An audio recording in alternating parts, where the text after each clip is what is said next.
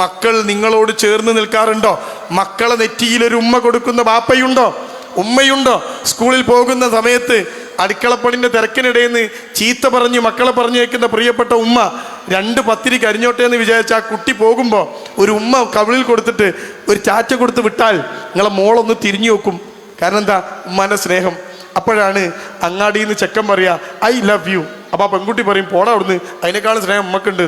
മറ്റേ ഉമ്മ ഇങ്ങനെ കിടന്ന് ഇങ്ങനെ പ്രശ്നം ഉണ്ടാക്കാൻ വീട്ടിൽ. മക്കളെ പോറ്റാൻ ഒരു ഉമ്മാക്ക് എന്താ വേണ്ടിയെന്നറിയും? എന്താ വേണ്ടി? സമാധാനവും സന്തോഷമൊക്കെ വേണം. നല്ല സമാധാനത്തിൽ കുട്ടികളെ പോറ്റിയൊക്കെ നിങ്ങൾ നല്ല രസമുണ്ടാവും. മറ്റേതോ നമ്മളെ പോരൻ്റെ ഉള്ളിൽ നാത്തൂമാർ, കുറെ ഉമ്മ ബാപ്പ അമ്മായിമ്മ പോര്, എന്തൊക്കെ പ്രശ്നം.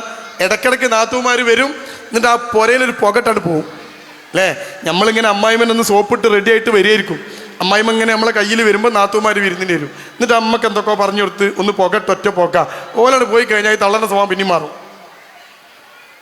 എന്നിട്ട് പിന്നെ ഒന്ന് ശരിയാക്കി കൊണ്ടുവരുമ്പോഴേക്ക് പിന്നെ ഒരു അടുത്ത നാത്തൂന് ഈറ്റങ്ങളൊന്നും പോവില്ല, ഇടയ്ക്കിടയ്ക്ക് വരും അല്ലേ. സ്വന്തം വീട്ടിനകത്ത് ഇത്തരം ഒരു പ്രശ്നമുണ്ടായാൽ എത്ര മനസമാധാനക്കേടുണ്ടാകുമെന്ന് ഓരോ നാത്തൂനും ചിന്തിച്ചാൽ മതി, പ്രശ്നം തീരും. പക്ഷേ സ്വന്തം വീട്ടിലെത്തുമ്പോൾ ഒരു വേറെ സ്വഭാവം, മറ്റൊരുത്ത് പോയ വേറെ സ്വഭാവം അല്ലേ. നിങ്ങൾ ചിന്തിച്ചു നോക്കി, പെൺകുട്ടി ആൺകുട്ടി രണ്ട് സ്വഭാവം. ഉമ്മാക്ക് നമ്മുടെ ഉമ്മ പെൺകുട്ടിയെ കല്യാണം കഴിപ്പിച്ചു, ഒരു ചെക്കൻ്റെ കൂടെ വിട്ടു. കുറച്ച് ദിവസം കഴിഞ്ഞപ്പോൾ ആ പെൺകുട്ടി വിളിച്ചിട്ട് ഉമ്മനോട് പറയാണ് ഉമ്മ ഞാനും പുയ്യാപ്പിളയും കൂടി ഒരു ടൂറ് പോവുകയാണ് കേട്ടോ. ആ ഉമ്മാക്ക് എന്തോ ഒരു സന്തോഷമായിരിക്കും എന്നറിയോ. എൻ്റെ മോളെയും കൊണ്ടിട്ട് കെട്ടിയോ ടൂറ് പോകുന്നുണ്ട്, മോളെ ശ്രദ്ധിച്ച് പോണട്ടോ എന്നൊക്കെ പറഞ്ഞു വിട്ടും. മകൻ കല്യാണം കഴിച്ചു, ഈ ഉമ്മാൻ്റെ മോൻ കല്യാണം കഴിച്ചു. 2 ആഴ്ച കഴിഞ്ഞപ്പോൾ മോൻ ഉമ്മാനോട് പറയാണ് ഉമ്മ ഞാൻ എൻ്റെ പെണ്ണിനെയും കൂടി ടൂറ് പോട്ടെ എന്ന്. ഈ സന്തോഷം നമുക്ക് ഉണ്ടാവുമോ? അപ്പോൾ ഉമ്മ പറയും എന്താ പറയുക, അതിപ്പോൾ ഒപ്പം പോണോ, പെട്ടെന്ന് വരൂലേ, അപ്പോൾ ഒരു സങ്കടം. അതുപോലത്തെ ഒരു പെണ്ണ അതെന്ന് ചിന്തിച്ചാൽ പ്രശ്നം തീർന്ന്.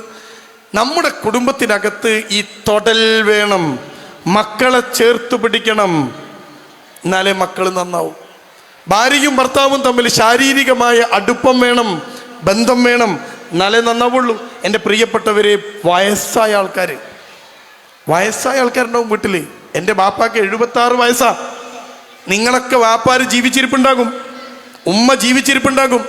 ഈ ബാപ്പാക്കും ഉമ്മാക്കും കൊടുക്കാൻ പറ്റിയ ഏറ്റവും നല്ല സമ്മാനം എന്താ? നിങ്ങൾ ചിന്തിച്ചിട്ടുണ്ടോ എപ്പോഴെങ്കിലും?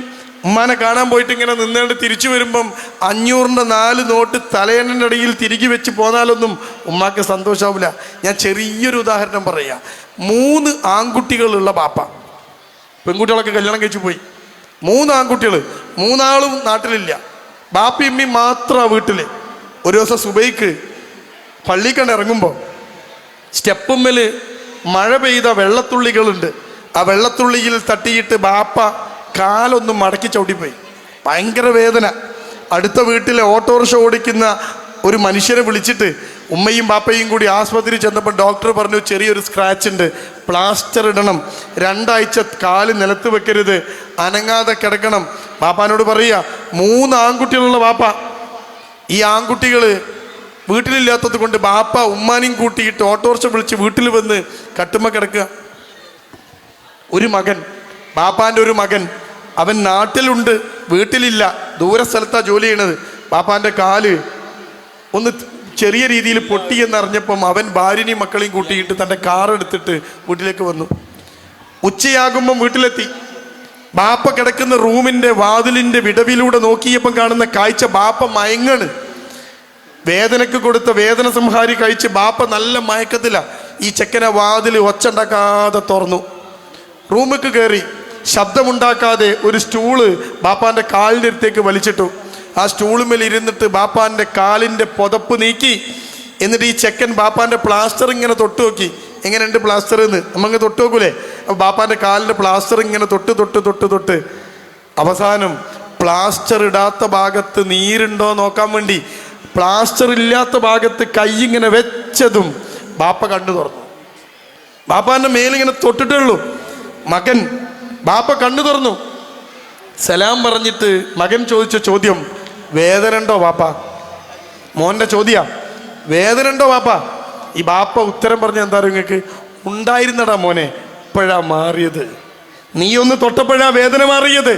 ഏറ്റവും ശക്തിയേറിയ വേദനസംഹാരി കഴിച്ചാൽ പോലും മാറാത്ത വേദനക്ക് മക്കളൊന്ന് തൊട്ടാൽ മാറുമെന്ന് നമ്മൾ അറിയണം. അതുകൊണ്ടാണ് ഞാൻ പറഞ്ഞത്, ഈ തൊടണം, ശാരീരികമായ ബന്ധമുണ്ടാവണം. ആ ബന്ധമുണ്ടാക്കാനുള്ള സകല പണികളും വീട്ടിനകത്ത് നമ്മൾ എടുക്കണം. ബാപ്പ കയറി വരുമ്പോൾ സലാം പറഞ്ഞ് കൈ കൊടുത്ത് അകത്തേക്ക് കയറ്റുന്ന ഭാര്യയായിട്ട് നമ്മൾ മാറണം. മക്കൾ വീട്ടിലേക്ക് വരുമ്പോൾ ഓരോ കുട്ടിയെയും ചേർത്ത് പിടിച്ച് അകത്തേക്ക് കയറ്റുന്ന ഉമ്മയും ബാപ്പയുമായി മാറണം. അപ്പോഴേ പുതിയ തലമുറയെ നമുക്ക് കൃത്യമായിട്ട് വഴി നടത്താൻ പറ്റും. നോക്കൂ, നിങ്ങൾ 9ാം ക്ലാസ്സിൽ തുടങ്ങി +2 സ്കൂളിൽ നിന്ന് സിഗരറ്റ് വലിക്കുന്നത് മാഷ് കണ്ടിട്ട് ഒരു ചെക്കനെ പുറത്താക്കി. മാഷ് കാണുകയാണ് സിഗരറ്റ് വലിക്കുന്നത്. ഹെഡ് മാഷ് എടുത്ത് കൊണ്ടുവന്നു. +2 ആണ്, പ്രിൻസിപ്പാൾ പറഞ്ഞു, നിന്നെ 2 ആഴ്ചത്തേക്ക് സസ്പെൻഡ് ചെയ്തിരിക്കുന്നു. പാപ്പാനും ഉമ്മാനെയൊക്കെ വിളിച്ചിട്ട് പറഞ്ഞു, ഇവൻ സിഗരറ്റ് വലിച്ചു, ദാ വീഡിയോ തെളിവ്, ഇനി നിഷേധിക്കാൻ പറ്റൂല, എല്ലാം ഇപ്പോൾ വീഡിയോയിലുണ്ട്. അപ്പോൾ വീട്ടുകാർ പറഞ്ഞു, ഇനി എന്താ ചെയ്യുക? പ്രിൻസിപ്പാൾ പറഞ്ഞു, നിങ്ങളൊരു കൗൺസിലിംഗ് ഒക്കെ നടത്തിയിട്ട് ഇവനൊന്ന് ശരിയാക്കി. +2 നിന്ന് സിഗരറ്റ് വലിച്ച ഈ ചെറുക്കനെ കൗൺസിലിങ്ങിന് വേണ്ടി കൊണ്ടുവരിക. അവൻ മുന്നിലിരിക്കുക, നല്ലൊരു മോൻ. ഞാൻ ആ ചെക്കനോട് ചോദിച്ചൊരു ചോദ്യം, നീ എത്ര കാലമായാടാ ഈ സിഗരറ്റ് വലി തുടങ്ങിയിട്ടെന്നാ? ചെക്കൻ മറുപടി പറഞ്ഞത്, ഞാൻ 9ാം ക്ലാസ്സിൽ നിന്ന് തുടങ്ങിയാണ് സാറേ എന്നാ. 9 തുടങ്ങിയവൻ 9, 10, 11, 12 വിജയകരമായി 4 വർഷം പൂർത്തിയായി സിഗരറ്റ് വലിച്ചിട്ട്. ഞാൻ അത്ഭുതത്തോടെ അവനോട് ചോദിച്ചൊരു ചോദ്യമുണ്ട്, നീ സിഗരറ്റ് വലിച്ച് വീട്ടിൽ വന്നാൽ നിന്റെ വായിന്ന് സിഗരറ്റിൻ്റെ നാറ്റം ഉമ്മക്കും പാപ്പക്കും കിട്ടൂലേ മോനെ എന്ന ചോദ്യത്തിന് ആ ചെക്കൻ ആലോചിക്കാതെ മറുപടി പറഞ്ഞത് എന്താണെന്നറിയോ? എൻ്റെ വായിലെ മണം മണക്കാനുള്ള അടുപ്പമൊന്നും എൻ്റെ വാപ്പക്കും ഉമ്മക്കും ഞാനായിട്ടില്ല എന്നാ. അപ്പോൾ ഈ ചെക്കൻ സിഗരറ്റ് വലിക്കാൻ കാരണാരാ? എന്നും ബാപ്പ ഓനെ കെട്ടിപ്പിടിച്ച് തൊട്ടടുത്ത് നിന്ന് സംസാരിക്കുമെങ്കിൽ ഏതും മക്കൾക്ക് കൂട്ടരെ സിഗരറ്റ് വലിക്കാൻ ധൈര്യം ഉണ്ടാവുക? ഒരു മകൻ്റെ വായിന്ന് വരുന്ന മണം തിരിച്ചറിയാനുള്ള അടുപ്പം പോലും ഇല്ലാത്ത രക്ഷിതാക്കളാണ് പുതിയ തലമുറയെ ഇത്രമേൽ പ്രശ്നക്കാരാക്കിയത് എന്ന് നമ്മളും അറിയണം. എല്ലാവരുടെ കയ്യിലും ഫോണാണ്. ഈ ഫോണിൽ തോണ്ടി തോണ്ടി വാപ്പ, തോണ്ടി തോണ്ടി ഉമ്മ, തോണ്ടി കുറേ മക്കൾ. ഇതല്ലേ ഇപ്പോഴത്തെ അവസ്ഥ. ഞാൻ എന്താ പറഞ്ഞത്? ശാരീരികമായ ഒരടുപ്പം ഈ മക്കളുമായി ഉണ്ടാവണം, ഭാര്യയുമായി ഉണ്ടാവണം, മാതാപിതാക്കളുമായി ഉണ്ടാവണം. അങ്ങനത്തെ ഒരു കുടുംബമാക്കി എൻ്റെ പ്രിയപ്പെട്ടവരെ നമ്മുടെ കുടുംബത്തെ നമ്മളൊന്ന് റീസെറ്റ് ചെയ്യണം. അതപ്പോൾ ഞാൻ നിങ്ങളോട് പറഞ്ഞത്, ആ റീസെറ്റ് ചെയ്താൽ ആ കുടുംബം ഒക്കെയാണ്. ഇനിയോ ശാരീരികമായി അടുപ്പമുണ്ടാവാൻ എന്തു വേണം? അതൊരു ചോദ്യമാണ്. അതിന് വൃത്തി വേണം, വെടിപ്പ് വേണം. ജോലി കഴിഞ്ഞു വന്ന് മേല് പോലും കഴുകാതെ ഭാര്യൻ്റെ കൂടെ കിടക്കാൻ ചെല്ലുന്ന ഭർത്താക്കന്മാരുണ്ട് നമ്മുടെ നാട്ടിൽ. വീട്ടിലെ ജോലി മുഴുവൻ ചെയ്ത് ആ ജോലി ചെയ്ത് മുഷിഞ്ഞ് നാറിയ ഡ്രസ്സിൽ മാക്സി ഇട്ടിട്ട് ഭർത്താവിൻ്റെ കൂടെ കിടക്കാൻ ചെല്ലുന്ന ഭാര്യമാരുണ്ട് നമ്മുടെ നാട്ടിൽ. കല്യാണം കഴിഞ്ഞിട്ട് 3 മാസം ഭർത്താവിൻ്റെ കൂടെ ജീവിച്ച് ഈ ഭർത്താവിന് എനിക്ക് വേണ്ടാന്നൊരു പെൺകുട്ടി ബാപ്പാനോട് പറയുക. ബാപ്പ പെൺകുട്ടിനെയും കൊണ്ട് എൻ്റെ അടുത്ത് വരിക. ഞാൻ ആ കുട്ടീനോട് ചോദിച്ചു, മോളെ നിനക്ക് എന്താ കല്യാണം വേണ്ടാത്തത്? അപ്പോൾ ആ കുട്ടി പറയാം, എനിക്ക് വേണ്ട, നീ കൂടുതലും നിങ്ങൾ ചോദിക്കണം, എനിക്ക് വേണ്ട. ഞാൻ പറഞ്ഞു, വേണ്ട എന്ന് പറഞ്ഞാൽ പോരാ, നീ കാരണം പറയണം. ആ പെൺകുട്ടി എന്നോട് പറയാ, സാറേ നിങ്ങളൊന്ന് ഓൻ്റെ കൂടെ കിടന്നു നോക്കി ഒരൊറ്റ രാത്രി, അപ്പം നിങ്ങൾക്ക് മനസ്സിലാവും. ഞാൻ ചോദിച്ചു, എന്താ മനസ്സിലാവുക? മനസ്സെടുക്കാൻ വയ്യ. ജോലി കഴിഞ്ഞ് വന്നൊന്ന് മേല് കഴുകൂല ചെക്കൻ. കാരണം എന്താ? വൃത്തിയും വെടിപ്പും അടുക്കും ചിട്ടയുമൊക്കെ ഞാനും നിങ്ങളും സ്കൂളിലും മദ്രസയിലും പഠിച്ചതാ. ഇന്നത്തെ കുട്ടി പഠിക്കില്ല. 10ാം ക്ലാസ്സിൽ പഠിക്കുന്ന പെൺകുട്ടികളുള്ള ഉമ്മമാർ, +2 ഡിഗ്രിക്കും പഠിക്കുന്ന പെൺകുട്ടിയുള്ള ഉമ്മമാർ, ഞാനൊരു ചോദ്യം ചോദിച്ചാൽ ഉത്തരങ്ങൾ പറയണ്ട, മാനക്കേടാവും. നിങ്ങൾ മനസ്സിൽ വെച്ചാൽ മതി. നിങ്ങളെ മക്കള് എന്നും കുളിക്കലുണ്ടോ? ആഴ്ചയിൽ 7 ദിവസം കുളിക്കുന്ന പെൺകുട്ടി പുതിയ തലമുറയിലുണ്ടോ? ഉണ്ടോ? മുണ്ടണ്ട. നിങ്ങൾ മനസ്സിൽ വെച്ചാൽ മതി, എന്നോട് പറയണ്ട. ഇല്ലേ? തല കുളിക്കുന്ന കാര്യമാണ് ഞാൻ ചോദിച്ചത്.